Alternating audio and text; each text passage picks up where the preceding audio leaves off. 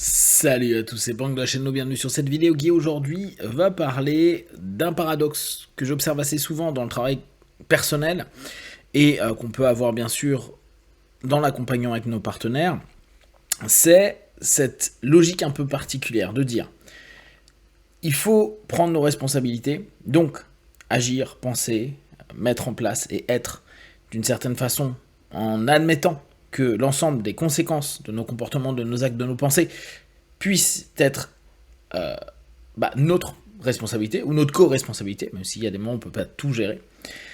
Et d'un autre côté, on va avoir la notion de dire faites confiance à l'univers, la vie, les interactions, les autres, le monde, etc. On a un côté qui est plutôt contrôlant, on a un côté qui est plutôt lâcher prise. Les deux sont enseignés dans plein de types de méthodes différentes. Et j'ai un petit souci avec cette notion où, pour moi, un des points clés, c'est se responsabiliser. Si on ne prend pas nos responsabilités, c'est-à-dire qu'on n'accepte pas que l'ensemble des cheminements physiques, psychiques, émotionnels, passés, présents et futurs, sont initiés au moins par nous, même si, après, il y a plein d'éléments du système qui vont interférer, voire même, on arrive dans un cadre où c'est déjà en cours, mais on initie notre manière de réagir, de fonctionner, de décider par rapport à tout ça. Donc, on a une notion où on enseigne, on partage, on réoriente, on recadre des partenaires ou nous-mêmes à se dire prends attention à ce que tu penses, prends attention à ce que tu fais, mets en place un ensemble d'éléments qui s'orientent vers du constructif pour toi, parce que tu es responsable maintenant de ton futur et hier de ce qui se passe aujourd'hui. Nous sommes le cumul de l'ensemble des décisions que nous avons prises dans le passé, que ce soit interne, externe. Avec bien sûr un ensemble d'éléments que nous ne maîtrisons pas du tout qui vont rentrer en percussion avec nous et on va à ce moment-là devoir en plus initier de nouvelles réponses, orientations et décisions.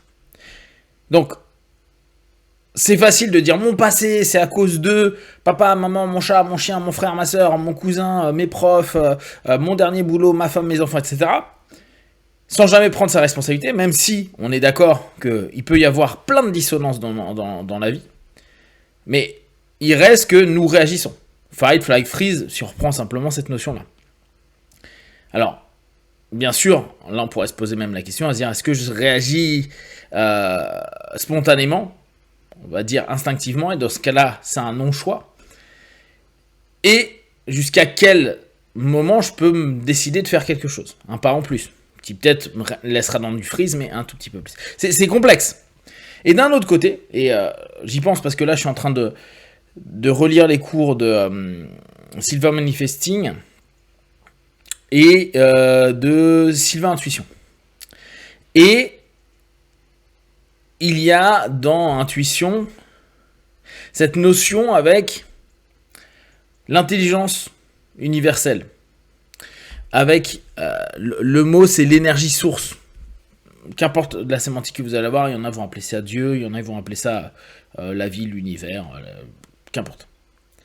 Et là, on est dans un travail de transe, de création d'un ensemble de réponses potentielles, de mise en place de patterns pour peut-être orienter des énergies intérieures de nous qui sont dans des patterns qui sont dissonants. Et il y a cette notion à dire à un moment donné, laisser la vie et l'ensemble de ces réponses, ce qu'on pourrait appeler coïncidence, ou ce qu'on pourrait appeler de façon jungienne des synchronicités, laissez-les vous guider. Et en bien ou en moins bien, c'est-à-dire qu'on s'aperçoit que ça fait plusieurs fois qu'un truc bloque, on pourrait se dire, bon bah là j'ai un signe qui me dit, laisse tomber, ou prends un autre chemin. Or, ça c'est une manière de voir qui est cool, qui est très smooth, on arrive à s'adapter et tout, sauf que si on est dans la notion de responsabilité, on peut se poser la question de se dire, mais attends, qu'est-ce que je fais pour que ça bloque? Ça étant l'expérience vécue ou le retour de l'investissement psycho-émotionnel, par exemple, que j'ai fait à cet instant T. Et donc, soit on prend ça comme quelque chose, et éventuellement on pourrait même se dire, oui, effectivement, je prends ma responsabilité de ne pas continuer sur ce chemin et j'en prends une autre. Je prends une autre décision. Mais à quel point je vais me dire, je suis co-responsable de ce qui est en train d'arriver, en gros, j'arrive pas à quelque chose, c'est peut-être que je fais un peu de la merde, que j'oriente pas correctement ma stratégie, ma technique, mes rencontres, je sais pas, tout ce que je m'en place. Pour en arriver à dire, bon bah, on verra. D'ailleurs, moi j'avais mon grand-père qui avait cette phrase magique qui était tout le temps, on verra bien.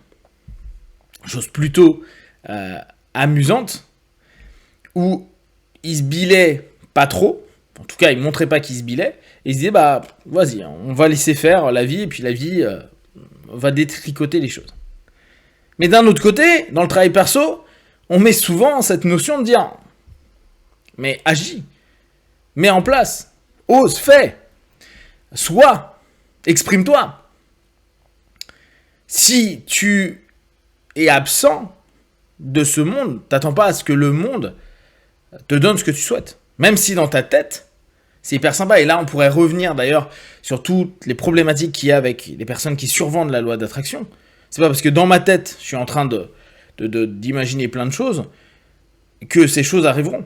C'est d'ailleurs le problème entre les gens qui sont un peu dans la réalité, les gens qui sont mythomanes, les gens qui sont dans le fantasme, et où au bout du compte, bah, le virtuel de notre propre vie actuelle, sans même passer par des ordis, fait que on ne vit pas ce qu'on veut, ou on se fait un storytelling, si je reprends le discours d'hier, qui, dès lors, va confirmer ou infirmer